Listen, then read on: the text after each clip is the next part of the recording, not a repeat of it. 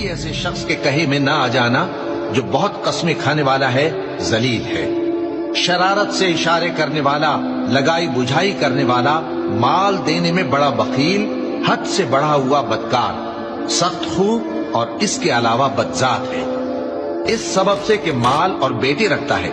जब उसको हमारी आयतें पढ़कर सुनाई जाती हैं तो कहता है कि ये अगले लोगों के अफसाने हैं, हम अनकरीब इसकी ऊंची नाक पर दाग लगाएंगे। हमने इन लोगों की उसी तरह आजमाइश की है जिस तरह बाग वालों की आजमाइश की थी,